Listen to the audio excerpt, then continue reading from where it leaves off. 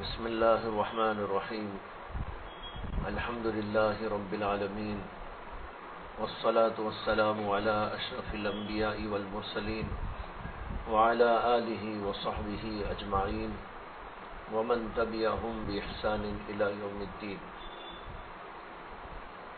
اما بعد فقد قال النبی صلی اللہ علیہ وسلم الکیس من دان نفسہ وعمل لما بعد الموت او کما قال صلی اللہ علیہ وسلم۔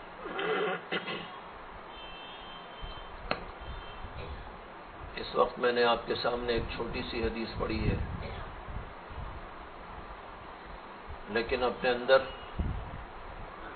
بہت گہرے اور دور رس مضامین نبی اکرم صلی اللہ علیہ وسلم نے بیان فرمائے ہیں۔ یہ دو جملے ہیں جو اس وقت حدیث کے الفاظ میں سے آپ کے سامنے پڑھے گئے۔ ایک تو یہ فرمایا رسول اللہ صلی اللہ علیہ وسلم نے، الکیس من دان نفسہ۔ کیس کسے کہتے ہیں؟ کیس کے معنی عربی میں آتے ہیں عقل مند۔ عقل مند انسان کس کو کہتے ہیں؟ اس کے لیے اللہ کے نبی علیہ الصلاۃ والسلام نے دو جملوں میں جواب دیا۔ ایک تو یہ فرمایا من دان نفسہ، اور دوسرے فرمایا وعمل لما بعد الموت۔ عقل مند انسان وہ ہے جو اپنے نفس کا محاسبہ کرتا رہتا ہے، اپنے اعمال کا جائزہ لیتا رہتا ہے اور آخرت کی تیاری کرتا ہے۔ وعمل لما بعد الموت، موت کے بعد والی زندگی کے لیے عمل کرتا ہے، تیاری کرتا ہے۔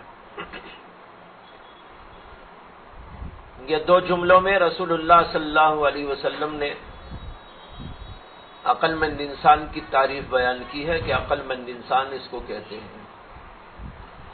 دنیا والے تو عقل مند پتہ نہیں کس کس کو کہتے ہیں، مال والے کو، پیسے والے کو، ڈگری والے کو، منصب والے کو، عہدے والے کو، لیکن اللہ کے نبی علیہ الصلاۃ والسلام فرماتے ہیں کہ عقل مند انسان وہ ہوتا ہے جو اپنے نفس کا محاسبہ کرتا رہتا ہے، جائزہ لیتا رہتا ہے۔ میں نے کیا اچھا کیا، میں نے کیا برا کیا، میرے دل کے خیالات کہاں تک صحیح ہیں، دماغ میرا کہاں تک صحیح ہے، اور عمل میرا ٹھیک ہے یا نہیں ہے، میری نماز کا کیا حال ہے، میرے روزوں کا کیا حال ہے، میری زکوٰۃ کا کیا حال ہے، میرا لوگوں کے ساتھ حسن معاشرت کے بارے میں کیا طرز عمل ہے، لوگوں کے حقوق کی ادائیگی کے بارے میں میرا کیا طرز عمل ہے، ماں باپ کے حق ادا کرنے میں میں کہاں تک درست ہوں، رشتہ داروں کے حق کہاں تک ادا کر رہا ہوں، دوستوں سے متعلق میرا کیا طرز عمل ہے، لوگوں سے میل ملاپ رہن سہن کے بارے میں میں کیا انداز زندگی اختیار کیا ہوا ہوں۔ یہ بہت سارے شعبے ہیں، ان شعبوں کی طرف کچھ اشارے میں نے ان جملوں میں دیے، اس لیے کہ اسلام کوئی پوجا پاٹ کا مذہب نہیں ہے جو صرف نماز تک یا اور کسی خاص عبادت کی شکل تک محدود ہو، بلکہ ہمارا دین تو ایک مکمل لائحہ عمل ہے، لائحہ حیات ہے۔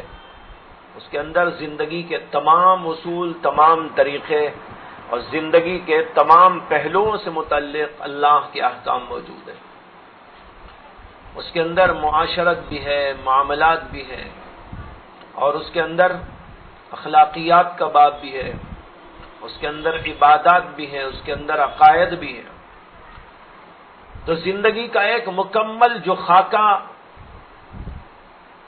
اسلام نے پیش کیا ہے، ان تمام چیزوں کے متعلق جائزہ لیتا رہنا چاہیے عقل مند انسان کو۔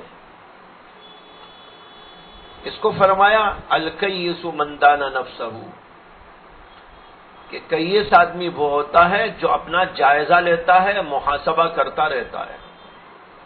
جیسے میں نے اشارہ دیا، نماز کے بارے میں ہو، روزے کے بارے میں ہو، زکوٰۃ کے بارے میں ہو، اور معاشرت کے بارے میں ہو، حقوق کے بارے میں ہو، لوگوں سے تعلقات کے بارے میں ہو، معاملات کے بارے میں ہو، تجارت اور جو ہے خرید و فروخت اور لین دین کے بارے میں ہو، تمام چیزوں کے بارے میں آدمی اپنا محاسبہ کرتا رہے کہ میں ان سب چیزوں میں کہاں تک درست ہوں۔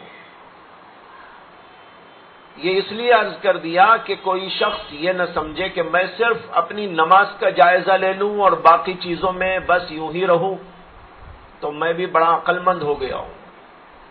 جیسے ایسے لوگ بھی ہیں، ایسے عقل مند بھی ہیں، نماز میں تو وہ بہت کچھ کر لیتے ہیں، تہجد بھی پڑھ لیتے ہیں، ذکر اذکار بھی کر لیتے ہیں، لیکن کئی ایسے معاملات ہوتے ہیں جس میں آ کر وہ بالکل کچھ نہیں، زیرو ہوتے ہیں۔ کل پرسوں بھی ہمارے مدرسے میں کچھ بحث ہو رہی تھی، اس کی کچھ چیزیں ذہن میں آئی، میں نے بعض لوگوں کے سامنے پیش کی، ایک دو واقعات سنائے۔ اس وقت پھر ذہن اندر منتقل ہو گیا، یہ اس لیے کہ ہم کو یہ معلوم ہو کہ دین ایک مکمل ضابط حیات ہے اور تمام چیزوں پر حاوی ہے، اور تمام چیزوں کے متعلق اللہ کے احکامات موجود ہیں۔ ایسا نہیں ہے کہ ہم صرف نماز پڑھ لیں اور باقی چیزوں میں ان ساری چیزوں سے بے خبر رہ جائیں، ذکر اذکار کی پابندی کر لیں، وظائف کی پابندی کر لیں۔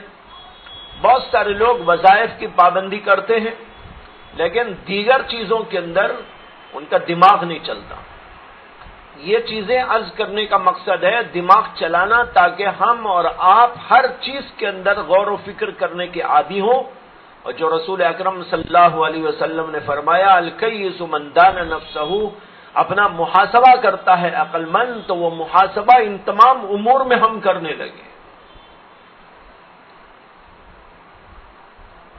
پہلے بھی میں نے آپ کو ایک بات سنائی تھی کہ ایک آدمی تھا جو بڑا نماز کا پابند تھا، اور اتنا اس کے اندر اس کی پابندی تھی کہ بیشتر وقت نمازوں کے علاوہ بھی مسجد میں گزارتا تھا۔ حضرت مولانا شاہ عبد الغنی پھولپوری رحمت اللہ علیہ اسی مسجد میں رہتے تھے، جو بہت بڑے اللہ کے ولی تھے۔ حضرت مولانا اشرف علی تھانوی رحمت اللہ علیہ کے جلیل القدر خلیفہ تھے۔ وہ کہتے ہیں کہ اس نوجوان کی عبادت کو دیکھ کر مجھے بھی رشک آتا تھا۔ اب اندازہ کیجئے کہ ولی کو رشک آئے کسی کی عبادت پر تو وہ معمولی بات ہے۔ وہ خود کتنے بڑے عابد، کتنے بڑے زاہد، کتنے بڑے عالم، کتنے بڑے فاضل، کتنے بڑے عارف باللہ، اس کے باوجود کہتے ہیں کہ اس نوجوان کی عبادت پر مجھ کو رشک آیا کرتا تھا۔ کہتے ہیں کہ روزانہ میں اس کو دیکھتا تھا اور خوش ہوتا تھا کہ نوجوان ماشاءاللہ بڑا پابند ہے، نمازوں کے وقت بالکل حاضر باش، اور اس کے علاوہ بھی دیگر اوقات مسجد میں گزارتا ہے، کبھی ذکر کرتا ہے اور کبھی تلاوت کرتا ہے، کبھی دعاؤں میں مشغول رہتا ہے۔ کہتے ہیں کہ ایک بار ایک واقعہ پیش آیا جس سے اندازہ ہوا کہ آدمی نماز روزے کا پابند ہونے کے باوجود بھی کس قدر دین سے بے خبر ہوتا ہے اور اللہ سے دور ہوتا ہے۔ کہتے ہیں واقعہ یہ ہوا کہ ایک بوڑھے آدمی اور ضعف اور کمزوری کی وجہ سے آنکھیں بھی ان کی ضعیف ہو گئی تھی، دکھتا نہیں تھا ٹھیک طور پر۔ انہوں نے وضو کیا اور وضو کرنے کے بعد اپنے پیروں کو گھسٹتے گھسٹتے آہستہ آہستہ وہ مصلی کے قریب آئے، صف میں آئے۔ وہ نوجوان صف میں بیٹھا ہوا تھا اور وہ بزرگ جو آ رہے تھے ضعیف، ان کو نظر ٹھیک طور پر نہیں آتا تھا، اس لیے وہ آ رہے تھے تو یہ جہاں بیٹھا تھا اس کے بالکل بازو سے وہ آئے تو ان کے پیر اس نوجوان کو لگ گئے۔ اتفاق سے لگ گئے. ان کا کوئی مقصد نہیں تھا کہ بھئی اس کو پیر مارے، پیر مارنے کے لیے مارا نہیں تھا، لگ گئے. لیکن اتنا ہوتے ہی وہ نوجوان کھڑا ہو گیا اور ان بوڑھے میاں کو اتنی گالیاں دی، دادی وہ نانی سب یاد آ گئی. یہ واقعہ بھی دیکھا حضرت مولانا شاہ عبد الغنی صاحب رحمت اللہ علیہ نے، اور کہا کہ ارے بھائی نماز روزے کا تو ایسا پابند، لیکن یہاں دیکھو تو گالیاں بک رہا ہے، اور ایک ضعیف آدمی، کمزور آدمی اس کی رعایت نہیں کر رہا ہے. اب اس سے معلوم ہوا کہ یہ صرف کافی نہیں ہے کہ آدمی نماز روزہ کر لے. دیکھیے یہ بھی ضروری تھا، وہ دیکھتا، ان کی رعایت کرتا، معاف بھی کر دیتا، یعنی تو کم سے کم جو ہے اپنے آپ کو ادھر کر کے بیٹھ جاتا. بہرحال بہت ساری چیزیں ہو سکتی تھی، لیکن یہ جو انداز اس نے اختیار کیا، اس سے معلوم ہوا کہ اس آدمی نے ایک چیز پر تو اپنی پوری توجہ دی، دوسری چیزوں سے بے خبر رہا. حضرت مولانا ڈاکٹر عبدالحی عارفی، وہ بھی حضرت تھانوی کے خلیفہ تھے، پاکستان میں رہتے تھے. چند سالوں پہلے ان کا انتقال ہوا. ان کا ایک واقعہ لکھا ہے کہ ان کے ایک مرید نے ان سے کہا کہ حضرت میرے گھر پر آپ کی میں دعوت کرنا چاہتا ہوں. تو حضرت تشریف لے گئے دعوت میں. ان کی بیوی نے کھانا پکایا، دسترخوان جوڑا گیا، کھانا کھایا گیا. کھانا کھانے کے بعد وہ جو میزبان تھے ان سے حضرت نے کہا کہ بھائی تمہاری اہلیہ کو ہمارا سلام کہہ دو اور شکریہ ادا کرو، اور یہ کہو کہ کھانا بہت اچھا بنایا گیا اور بڑا لطف آیا، مزہ آیا، بہت اچھا کھانا بنایا، ان کا شکریہ ادا کر دینا. اب یہ بات کہی، وہ گھر میں موجود تھی ان کی اہلیہ، انہوں نے خود حضرت کے زبان سے وہ بات سن لی. کچھ ہی دیر میں ادھر سے یعنی پردے کے پیچھے سے رونے کی آواز آنے لگی، سسکیاں آنے لگی. تو حضرت پریشان ہو گئے کہ بھائی کیا ہو گیا واقعہ، گھر کے اندر سے رونے کی آواز آ رہی ہے. تو حضرت نے اپنے مرید صاحب سے کہا بھائی دیکھو کیا ہوا. اتنے میں وہ اندر سے عورت بولنے لگی.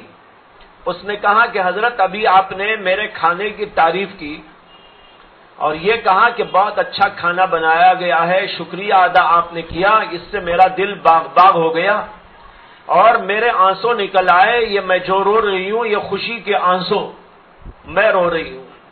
لیکن مجھے کہنا ساتھ ساتھ یہ ہے کہ آپ کے مرید جو میرے شوہر ہیں انہوں نے میرے کھانے کی پوری زندگی میں کبھی تعریف نہیں کی. پوری زندگی میں کھانے کی تعریف نہیں کی. ہاں ذکر بہت کرتے ہیں، نماز بہت پڑھتے ہیں، لیکن یہ بھی تو حق ہے.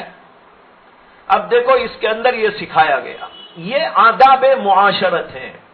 لوگ آداب معاشرت سے بالکل بے خبر ہوتے ہیں.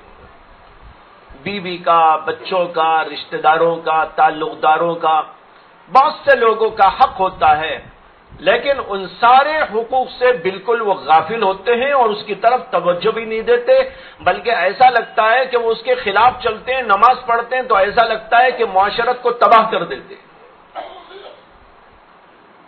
میں کیا بتاؤں، بہت ساری عورتوں کی طرف سے شکایت میرے پاس پہنچائی جاتی ہے، بعض ایسے لوگوں کی جو بڑے ذاکر و شاغل ہیں.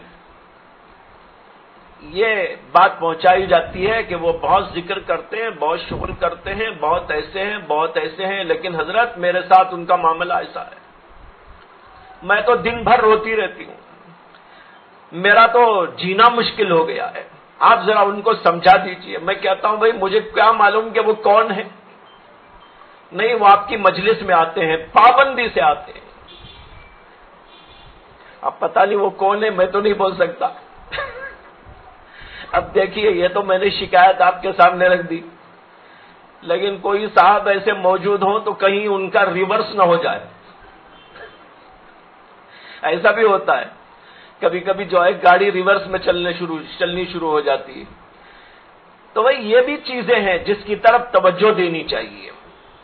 تو اس لیے میں نے عرض کیا کہ دین ایک مکمل ضابط حیات ہے، اس کے اندر بہت ساری چیزیں ہیں، اور ان ساری چیزوں کے بارے میں اللہ کے نبی علیہ الصلوۃ والسلام کا یہ ارشاد ہے جو فرمایا کہ الکیس من دان نفسہ، جو اپنے نفس کا محاسبہ کرتا ہے، صرف نماز روزے ہی کا نہیں، اس کا بھی کرتا ہے، اس کے ساتھ اپنی معاشرت کو بھی دیکھتا ہے، بیوی کے ساتھ میرا کیا معاملہ ہے، لوگوں کے ساتھ میرا کیا سلوک ہے، اور والدین کے حق ادا کرنے کے سلسلے میں میرا کیا طرز عمل ہے، لوگوں سے بات چیت کے بارے میں میرا کیا طرز عمل ہے، اور اسی طریقے پر پتہ نہیں کتنی چیزیں ہوتی ہیں.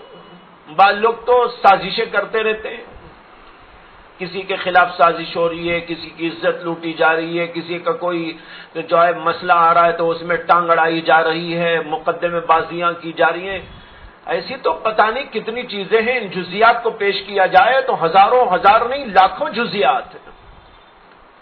تو خلاصہ یہ ہے کہ دین جو مکمل ضابط حیات ہے، اس کے اعتبار سے اپنا جائزہ لینا کہ میں کیسا ہوں. اس کو فرمایا ہے کہ یہ عقل مند انسان.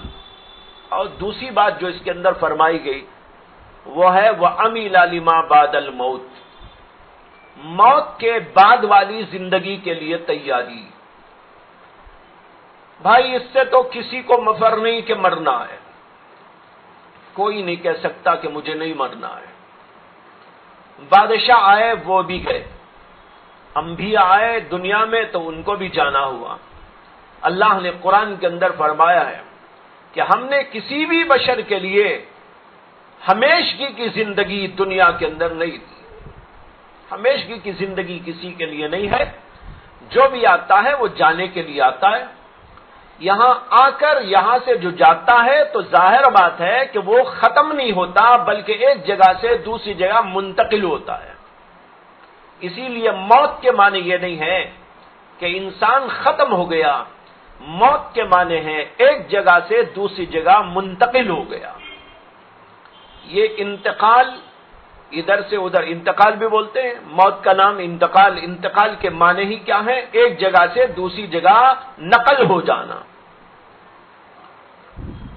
جو آدمی یہاں آئے گا، یہاں بھی ہم آئے تو یہاں بھی ہم ٹرانسفر ہو کے آئے ہیں. پہلے کہاں تھے؟ ماں کے پیٹ میں تھے. ماں کے پیٹ سے اللہ نے دنیا کے پیٹ میں بھیجا ہے. اب یہاں دنیا کے پیٹ میں ہے، اور پھر یہاں سے ہم جائیں گے تو زمین کے پیٹ میں چلے جائیں گے، اور زمین کے پیٹ سے پھر منتقلی ہوگی، اور پھر اللہ آخرت میں جو ہے انتقال فرمائیں گے، وہاں پر ہم کو لے جائیں گے. تو ماں کے پیٹ میں آئے، پہلے ماں کے پیٹ سے دنیا کے پیٹ میں آئے، دنیا کے پیٹ سے زمین کے پیٹ کے اندر جائیں گے، زمین کے پیٹ سے پھر نکالے جائیں گے، اور یہاں سے وہاں سے جو ہے آخرت کے میدان میں، پھر آخرت کے میدان سے جہاں منتقلی ہوگی وہ آخری و قطعی منتقلی ہوگی، اس کے بعد کہیں جانا نہیں ہوگا. وہ دو ایریا ہیں، دو علاقے ہیں جہاں پر انسان جاتا ہے.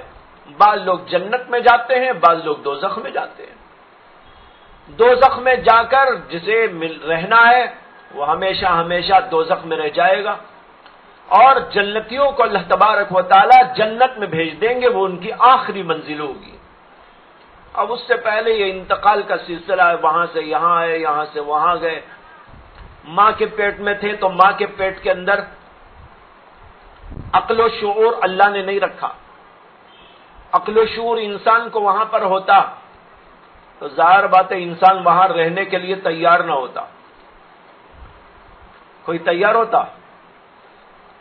کہتا ارے اندھیری اندھیری کوٹری میں کہاں ڈال رکھا ہے. وہ وہاں سے نکلنے کی جو ہے کوششیں کرتا. اللہ نے اسے عقل و شعور ہی نہیں دیا.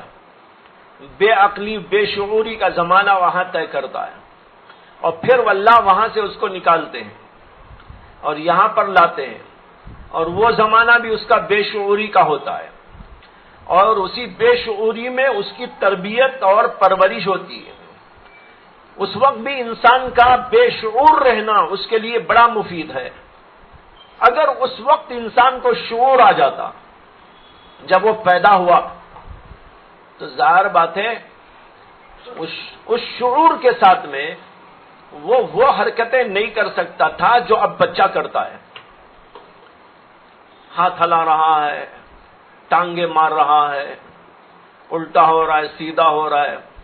اللہ تعالیٰ نے انسان کو پروان چڑھانے کے لیے اور اس کی تربیت دینے کے لیے اسے اس زمانے میں بے شعوری دی، اسی بے شعوری کے ساتھ وہ کچھ حرکتیں کرتا ہے، وہی اس کی ترقی کا سبب ہے۔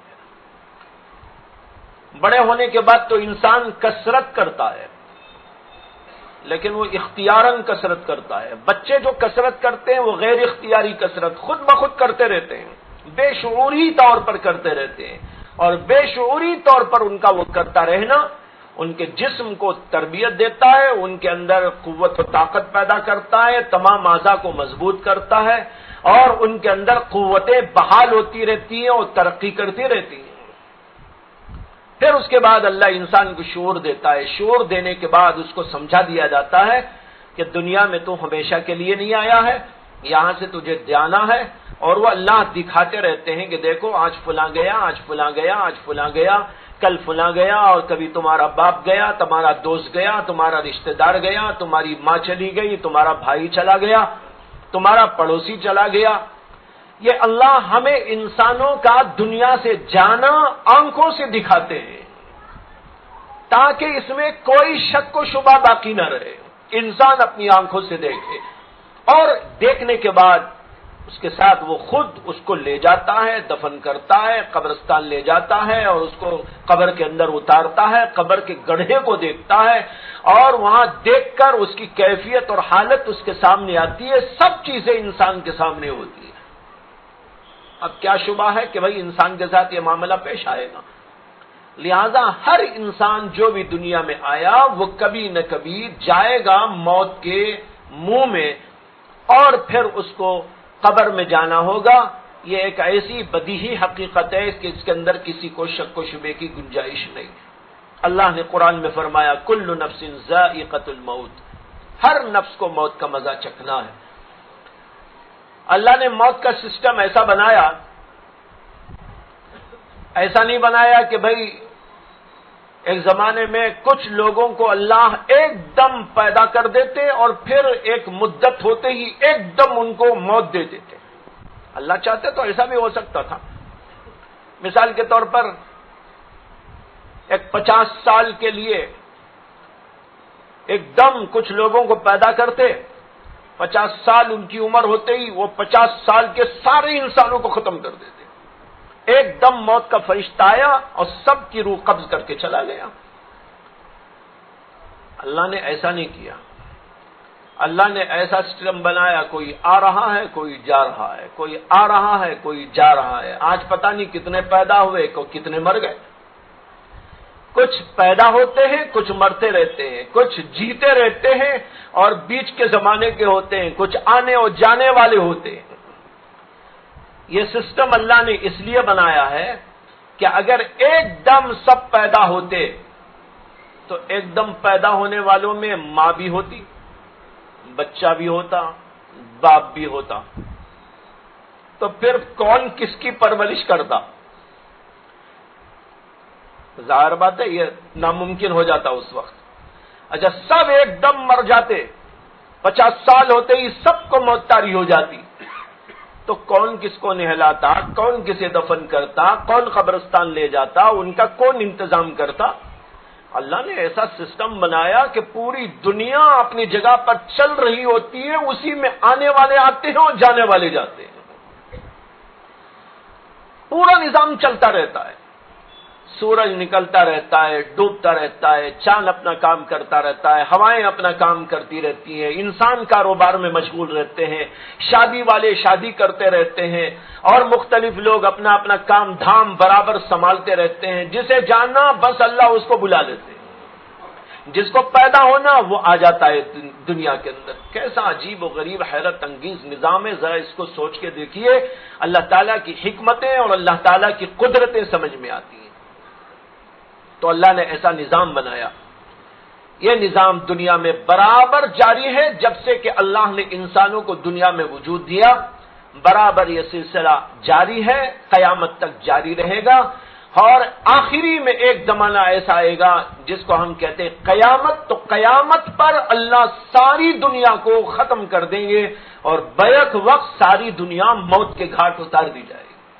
وہ آخری میں ہوگا, لیکن اس سے پہلے جب تک کہ اس کائنات کو باقی رکھنا ہے اللہ اس سسٹم کو یوں جاری رکھتے ہیں اور یہ چلتا رہتا ہے.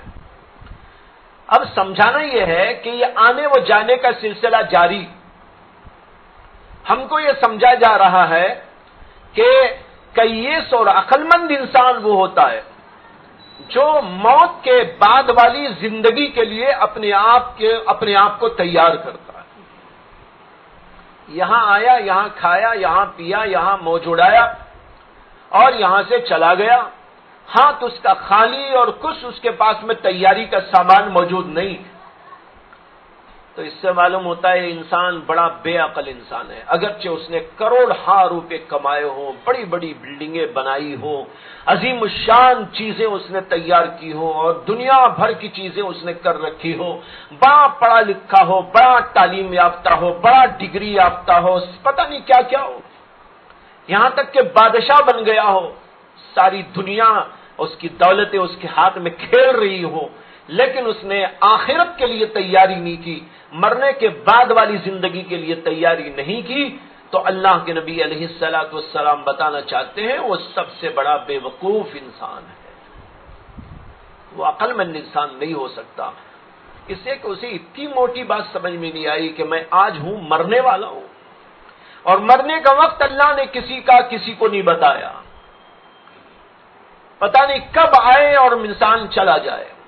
جوانی میں جانے والے جوانی میں جاتے ہیں, بڑھاپے میں جانے والے بڑھاپے میں جاتے ہیں, پھر بڑھاپا آنے کے بعد کوئی بڑھاپے کے اول حصے میں چلے جاتے ہیں اور کوئی درمیانی میں جاتے ہیں, تو کوئی بہت دنوں تک رہتے ہیں, یہاں تک کہ ارذل عمر کو پہنچ جاتے ہیں. لیکن اللہ کے نبی علیہ الصلوۃ والسلام نے ارذل عمر تک پہنچنے سے پناہ مانگی ہے. اللہم انی اعوذ بک ان ارد الی ارذل العمر. اللہ کے نبی دعا کرتے ہیں, اے اللہ میں پناہ مانگتا ہوں اس بات سے کہ مجھ کو پہنچایا جائے ارذل عمر تک. ارذل عمر کیا ہے؟ یعنی اتنی لمبی عمر ہو جائے کہ اس میں آدمی کسی کام کے قابل نہ رہے, چل نہیں سکتا, پھر نہیں سکتا, دیکھ نہیں سکتا, اسے پاخانہ کرانے کی ضرورت, اسے پیشاب کرانے کی ضرورت, اسے کروٹ دینے کے لیے لوگوں کی ضرورت, اٹھانے اور بٹھانے کے لیے لوگوں کی ضرورت, حتیٰ کہ جو ہے عقل بھی سوخت ہو گئی ہے, سمجھ میں کچھ نہیں آتا, ہوش بالکل غائب ہو چکے ہیں, بس پڑا ہوا ہے, سانس چل رہی. یہ ہے ارذل عمر. اللہ کے نبی علیہ السلام دعاؤں میں یہ دعا کرتے تھے, اے اللہ میں پناہ چاہتا ہوں کہ ایسی ارذل عمر تک مجھے پہنچایا جائے, مجھے ایسی عمر تک نہ پہنچانا. واقعی اللہ کے نبی صلی اللہ علیہ وسلم کی ایک ایک دعا بھی کتنی قیمتی ہے. سوچ کے دیکھیے کتنی پیاری اور عظیم دعا ہے, ہر مومن کو کرنے کی ضرورت ہے. اس سے کہ ایسا زمانہ آ جاتا ہے آدمی پر تو اس کے لیے آفت ہی آفت ہوتی ہے. اور پھر بہت سارے گھرانے ایسے بھی ہوتے ہیں کہ ان گھرانوں میں ایسے لوگوں کو سنبھالنے والے نہیں ہوتے, اٹھانے والا نہیں, بٹھانے والا نہیں, پوچھنے والا نہیں, کھلانے والا نہیں, پلانے والا نہیں. ایسی عمر آ گئی. کبھی کبھی پڑے جو ہے زخم ہونے لگے, جسم سارے کا سارا زخمی ہو گیا, پڑے زخمی ہو گیا. یہ ساری چیزیں پیش آتی ہیں اور عقل و ہوش برقرار نہ رہنے کی وجہ سے انسان پتہ نہیں کیا کیا کر لیتا ہے. اللہ کے نبی علیہ الصلوۃ والسلام ایسی عمر سے پناہ مانگتے ہیں. تو میں یہ عرض کر رہا تھا کہ جانے والے جاتے ہیں اور جلدی بھی جاتے ہیں, بیچ میں بھی جاتے ہیں, آخری عمر میں بھی جاتے ہیں. جب ان کے لیے مقدر ہے اس عمر میں اللہ ان کو اپنے پاس بلا لیتا ہے. بہرحال ہر انسان کو جب جانا ہے تو کیوں نہیں انسان بعد والی زندگی کے لیے تیار ہوتا. اگر وہ تیاری نہیں کر رہا ہے تو اس کا مطلب یہ ہے کہ وہ انسان عقل مند انسان نہیں ہے، بے وقوف انسان ہے۔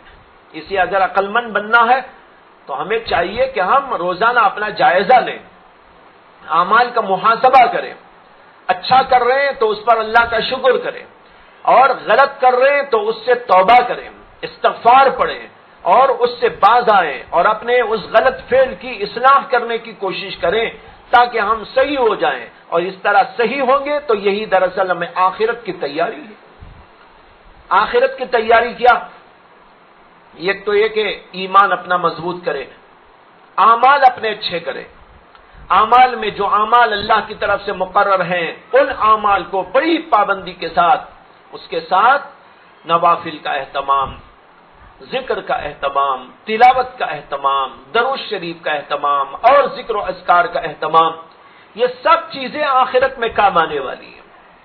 گزشتہ دو جمعرات آپ کے سامنے میں نے عرض کیا تھا، ایک حدیث کی روشنی میں لا تحقرن من المعروف شیئا، کسی بھی نیکی کو، اچھے کام کو معمولی نہ سمجھو، وہ تمہارے لیے کام آئے گا، ایک سبحان اللہ بھی کام آئے گا، ایک الحمدللہ بھی کام آئے گا، کسی کو ہنس کر بات کر لے تو وہ کام آئے گا، کسی کی اصلاح کر دیں تو کام آئے گا۔ اسی حدیث میں فرمایا وَلَوْ أَن تَلْقَى أَخَاكَ بِوَجْهٍ طَلِيقٍ، اگرچہ کہ یہی بات کیوں نہ ہو کہ آپ اپنے کسی بھائی سے ہنس مکھ چہرے کے ساتھ مل لیں، اس کو بھی حقیر نہ سمجھو، اس کے وجہ سے بھی ہو سکتا ہے کہ کسی کی مغفرت ہو جائے۔ اللہ تعالیٰ کے ہاں کسی بھی وجہ سے مغفرت ہو جا سکتی ہے۔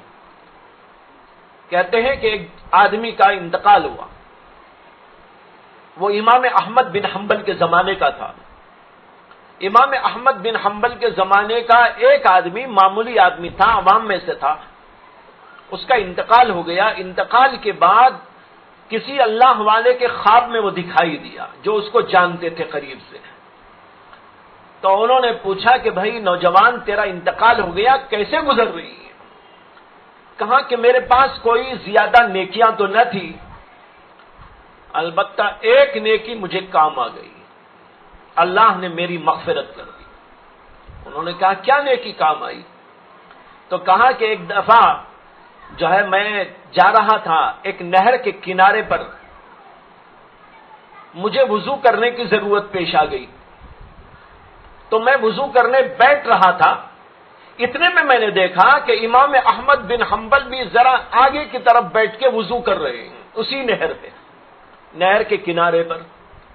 اب نہر یوں بہہ رہی ہے، میں یہاں بیٹھ کے وضو کرنا چاہتا تھا، امام احمد کو دیکھا کہ کچھ فاصلے پہ وہ بیٹھ کے وضو کر رہے ہیں، تو مجھے خیال آیا میں یہاں وضو کروں گا تو میرا پانی گرا ہوا وہ یہاں سے پاس ہوگا اور امام احمد کے پاس جائے گا، اس سے وہ وضو کریں گے۔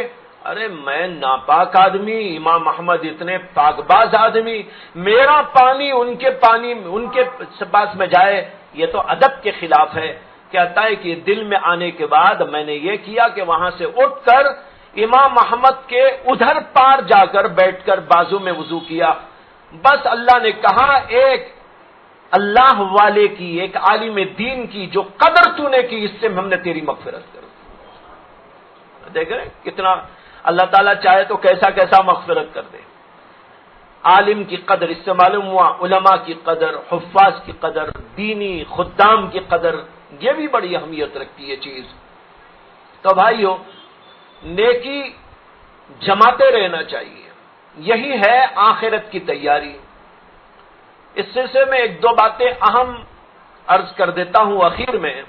یہ تو مجموعی سی بات تھی کہ آخرت کی تیاری میں فرائض کا اہتمام، نوافل کا اہتمام، جو نیکیاں مل سکے ان سب چیزوں کا اہتمام کر کے آخرت کے لیے بھیجتے رہنا تاکہ وہاں پر جا کر ذخیرہ تیار رہے۔ اس کے ساتھ جس سے عام طور پر غفلت ہوتی ہے ان میں سے دو تین باتوں پر تنبیہ کرنا ضروری ہے۔ آخرت کی تیاری کے سلسلے میں ایک بات تو توجہ کے قابل یہ ہے کہ ہماری زندگی میں ہم نے جو کچھ نمازیں ضائع کر دی، قضا کر دی، نہیں پڑھا، ایسی تمام نمازوں کو ادا کر کے آخرت کے لیے تیار ہونا چاہیے. اس کو کہتے ہیں قضا نمازوں کا اہتمام.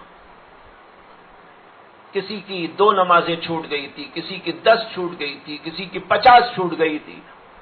اگر یاد ہے تو اس یادداشت کے مطابق ان کو ادا کرے. بعض لوگ کہتے ہیں کہ ہم نے تو اتنی نمازیں چھوڑ دی ہیں کہ ہمیں اب ہمت ہی نہیں ہوتی ادا کرنے کی. بعض لوگ کہتے ہیں کہ میں نے تو بچپن میں بالغ ہونے کے بعد نماز ہی نہیں پڑھی، 10 سال کے بعد نماز شروع کی تو 10 سال تک نماز نہیں پڑھا. کوئی کہتا ہے کہ 20 سال تک نماز نہیں پڑھا، کوئی کہتا ہے کہ 30 سال تک نماز کی توفیق نہیں ہوئی، کبھی کبھی پڑھ لیا، باقی پابندی کے ساتھ تو اب پڑھ رہا ہوں، 30 برس گزر گئے.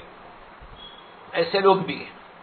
ایسے لوگ اپنی نمازوں کو کیسے ادا کریں اور آخرت کے لیے اپنے آپ کو تیار کیسے کریں؟ اس کا طریقہ ہے، آسان طریقہ. سب سے پہلے آپ نیت کر لیں کہ اللہ میں تجھے راضی کرنے کے لیے میری پچھلی چھوٹی ہوئی نمازوں کو ادا کرنے کی کوشش کروں گا.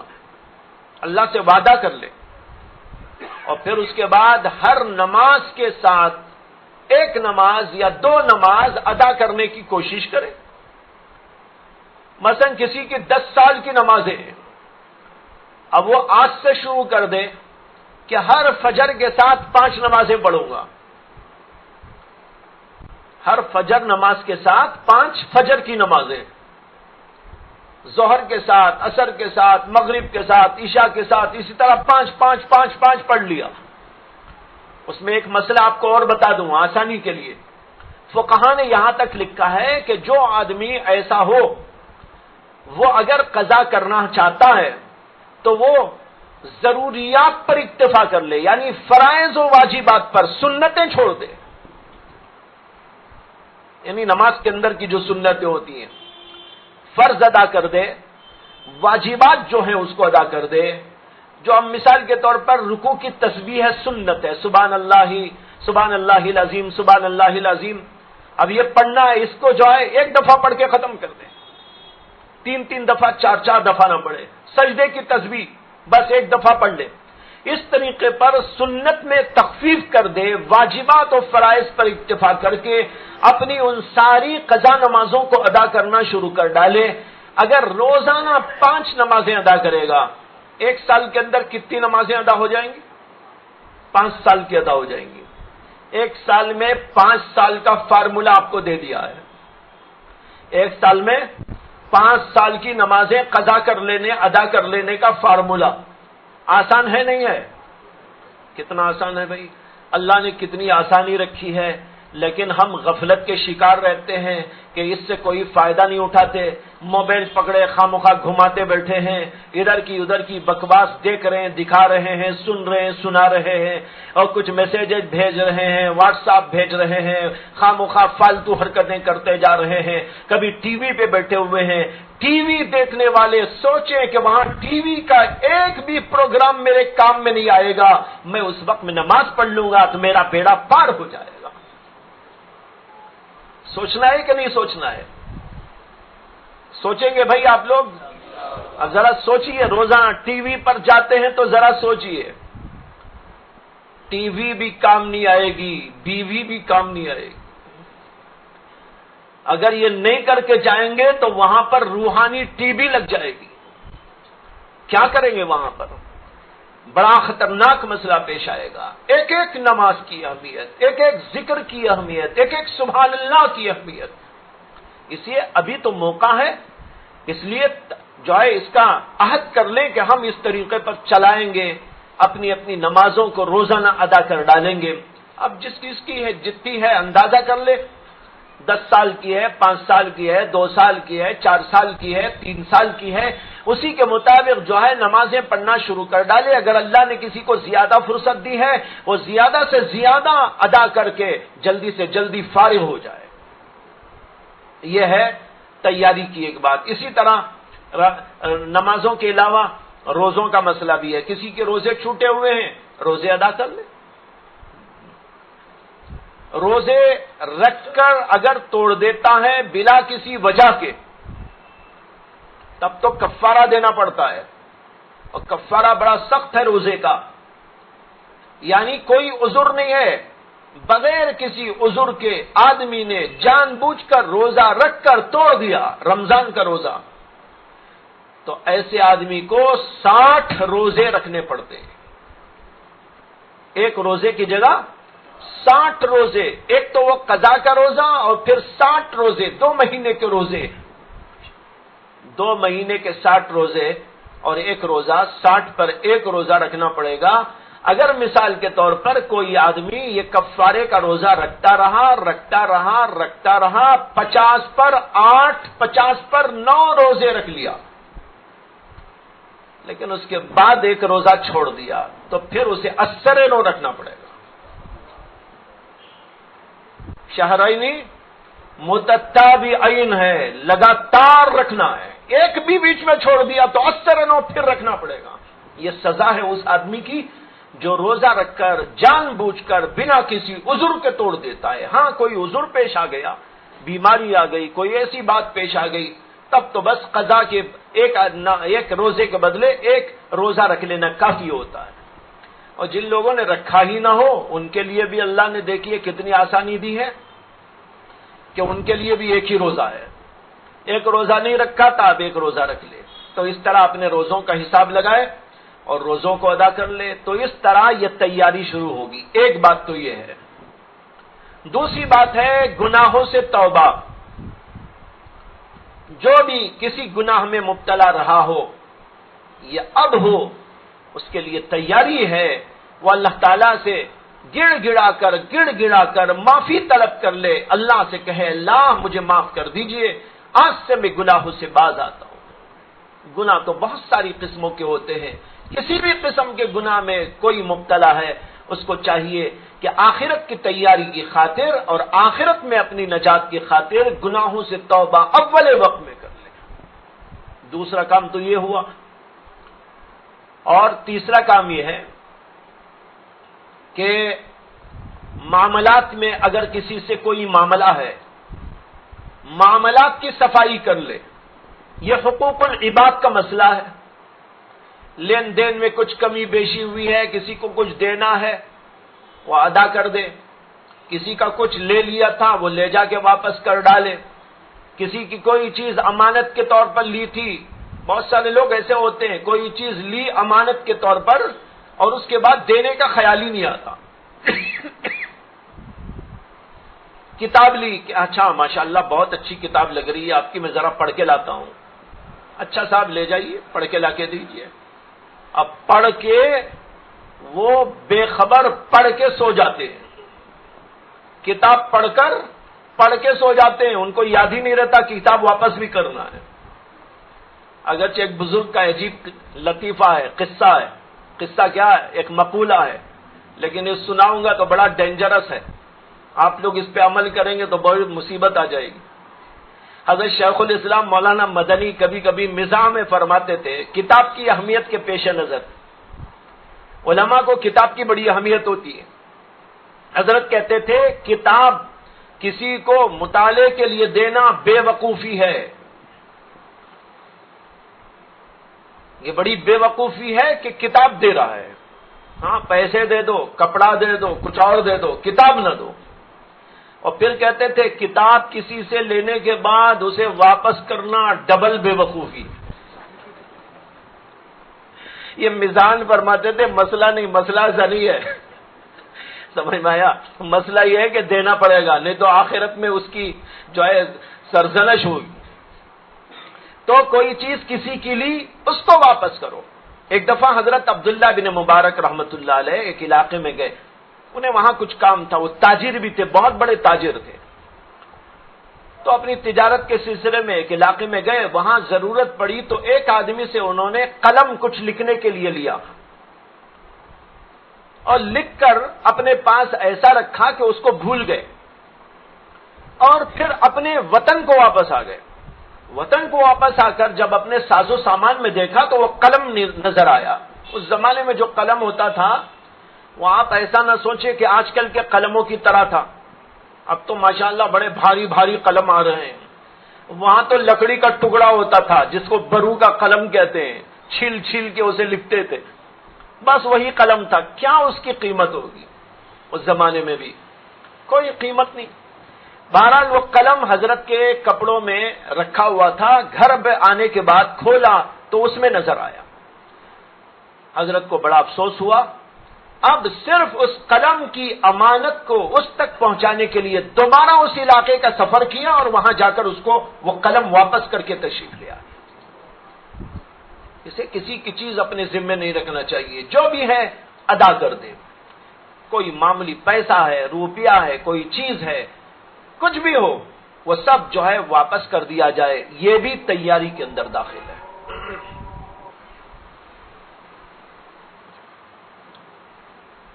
ایک بات تیاری کے سلسلے میں یہ بھی ہے کہ جو چیز واپس کرنے کے قابل ہے وہ واپس کرے، اور بعض چیزیں ایسی ہوتی ہیں دوسروں کے حقوق سے متعلق کہ وہ واپس کی جانے والی نہیں ہوتی، لیکن دوسروں کا حق ہوتا ہے، جیسے کسی کی غیبت کر دی، کسی کی چولی کھائی، کسی کی عزت لوٹ لی، کسی کے ساتھ کوئی غلط معاملہ کیا، کسی کو گالی دے دی، کسی کو بدنام کر دیا، ایسا کوئی معاملہ کسی کے ساتھ ہوا ہے تو اس سے جا کر معافی طلب کر لے۔ اس میں ایک بات فقہا کی طرف سے لکھی ہوئی ہے کہ کسی کی غیبت کی اور اسے علم بھی ہو گیا کہ فلاں آدمی نے میری غیبت کی ہے تو اس سے معافی مانگنا ضروری ہے، اور اگر اسے علم نہ ہوا تو وہ معاملہ فیما بینہ و بین اللہ ہے، اللہ سے معافی مانگ لے۔ اگر اسے پتہ چل گیا تو پھر اس سے جا کر معافی مانگنا ضروری ہے۔ بہت سارے لوگ بہت ساری چیزوں میں ایک دوسرے کے ساتھ اس طرح کے معاملات کر دیتے ہیں، ان کو چاہیے کہ وہ ان لوگوں سے جا کر معافی مانگ کر اپنے آپ کو سبکدوش کریں۔ ایک کام تیاری کے سلسلے میں یہ ہے جو حدیث کے اندر آتا ہے کہ وصیت نامہ لکھے۔ کچھ معاملات کسی کے ہیں لین دین کے، کسی کی کوئی امانت رکھی ہے، کسی کو کچھ دینا ہے، کسی سے کچھ قرض لیا ہوا ہے، یا اور کوئی اہم بات ہے جو دوسروں کو بتانے کی ہے، وصیت کی، آدمی کو وصیت نامہ لکھ کر اپنے پاس رکھنے چاہیے۔ حدیث میں آتا ہے کہ نبی اکرم صلی اللہ علیہ وسلم نے فرمایا کسی مومن کے لیے جائز نہیں جو آخرت پر یقین رکھتا ہو کہ وہ 3 دن ایسے گزارے کہ اس کی وصیت اس کے سرہانے لکھی ہوئی موجود نہ ہو۔ معلوم ہوا کہ ہر آدمی کو اپنی وصیت جو بھی ضرورت کی بات ہے اس کو لکھ کر رکھنا چاہیے، یہ بھی حدیثوں کے اندر فرمایا گیا۔ اس طریقے پر یہ آدمی کی تیاری ہوتی ہے موت کی۔ اس کو اللہ کے نبی صلی اللہ علیہ وسلم نے فرمایا یہ عقل مند انسان ہے جو اپنا جائزہ لیتا ہے اور موت کی تیاری کرتا ہے۔ ابھی یہ مضمون اس لیے ذہن میں آ گیا کہ ابھی اعلان ہوا کہ جناب دستگیر خان صاحب جو ہمارے جامعہ اسلامیہ مسیح العلوم کے پرانے ٹرسٹی بھی اور اس وقت سیکریٹری بھی تھے، اور جو ہے ہمارے جامعہ کے بانیوں میں سے فاؤنڈر ٹرسٹی ہے، ایک طویل زمانے سے جامعہ کے ساتھ ان کی وابستگی رہی اور کئی سالوں سے بیماری میں گزار رہے تھے، کافی شدید بیماری جس کی وجہ سے وہ صاحب فراش ہو گئے تھے۔ معلوم ہوا کہ وہ اللہ کو پیارے ہو گئے۔ دعا کیجئے اللہ تعالیٰ ان کی مغفرت فرمائے، درجات بلند فرمائے، اور ان کے جو ہے پسماندگان کو اللہ تعالیٰ صبر جمیل عطا فرمائے۔ سب کو جانا ہے، ذہن میں آیا یہ سننے کے بعد کہ سب کو توجہ دلائی جائے کہ بھئی اپنی اپنی آخرت کی، اپنی اپنی موت کی تیاری ہر آدمی کرے، اس لیے کہ بہرحال سب کو جانا ہے۔ جانے سے جب کسی کو مفر نہیں تو تیاری کیوں نہیں کر لے؟ اس لیے ہمیشہ اپنے آپ کو تیار رکھنے کی ضرورت ہے، اور اس طرح کے جو معاملات جس کی طرف اشارے میں میں نے کچھ باتیں کہی ہیں اس کو جلدی سے جلدی صاف پاک کر کے اپنے آپ کو تیار کر لینا چاہیے، تاکہ جب انسان مرے تو اللہ کو راضی کرتے ہوئے مرے، نیک عمل کرتے ہوئے مرے، اللہ کا کلمہ توحید پڑھتے ہوئے مرے۔ ایک بزرگ کا واقعہ یاد آ گیا جن کا نام ہے امام ابو زرع رازی رحمت اللہ علیہ، بڑے محدث تھے، آخری عمر میں بیمار ہو گئے تھے، موت کے قریب۔ کچھ لوگ محدثین ان کے پاس گئے اور انہوں نے کہا کہ حضرت ہم آپ سے کچھ حدیث سننا چاہتے ہیں. تو انہوں نے کہا کہ اچھا ٹھیک ہے، حدیث سنانے کے لیے بیٹھے. حدیث سنانے کے لیے پہلے سند بیان کی کہ حدیث مجھ کو فلاں نے بتائی ہے اور ان کو فلاں نے اور ان کو فلاں نے، سند بیان کی. اور پھر حدیث بیان کی کہ قال رسول اللہ صلی اللہ علیہ وسلم، رسول اللہ صلی اللہ علیہ وسلم نے فرمایا من کان آخر کلامہ لا الہ الا اللہ، جس آدمی کا آخری کلمہ لا الہ الا اللہ ہوتا ہے دخل الجنہ، یہ حدیث کا لفظ ہے، جو آدمی کہ اس کا آخری کلمہ لا الہ الا اللہ ہوتا ہے وہ جنت میں جاتا ہے. وہ دخل الجنہ بولنے سے پہلے انتقال کر گئے. حدیث سنائی قال رسول اللہ صلی اللہ علیہ وسلم من کان آخر کلامہ لا الہ الا اللہ، یہاں تک پہنچے اور روح قبض ہو گئی، گویا کہ عملاً جنت میں داخل ہو گئے. دیکھیے کیسی پیاری موت. اللہ سے دعا کریں اللہ ہم سب کو پاکیزہ اور اچھی موت عطا فرمائے. حدیث میں آتا ہے اللہ کے نبی صلی اللہ علیہ وسلم دعا بھی کرتے تھے اللہم انی اسألک عیشۃ نقیہ ومیتۃ سویہ، اے اللہ میں آپ سے چاہتا ہوں ایسی زندگی جو پاکیزہ ہو اور ایسی موت جو بالکل اچھی ہو. اچھی موت، پاکیزہ زندگی، اللہ کے نبی دعا کے اندر اللہ سے مانگتے تھے. اللہ تعالی ہم سب کو بھی پاکیزہ زندگی اور اچھی موت عطا فرمائے. وآخر دعوانا ان الحمد للہ رب العالمین. ربنا آتنا فی الدنیا حسنۃ وفی الآخرۃ حسنۃ وقنا عذاب النار. ربنا لا تزغ قلوبنا بعد إذ هديتنا وهب لنا من لدنك رحمة إنك أنت الوهاب. ربنا لا تجعلنا فتنة للقوم الظالمين ونجنا برحمتك من القوم الكافرين. ربنا لا تؤاخذنا إن نسينا أو أخطأنا. ربنا ولا تحمل علينا إصرا كما حملته على الذين من قبلنا. ربنا ولا تحملنا ما لا طاقة لنا به. واعف عنا واغفر لنا وارحمنا أنت مولانا فانصرنا على القوم الكافرين. سبحان ربك رب العزة عما يصفون وسلام على المرسلين والحمد لله رب العالمين. آئندہ جمعرات مجلس نہیں رہے گی سفر کی وجہ سے.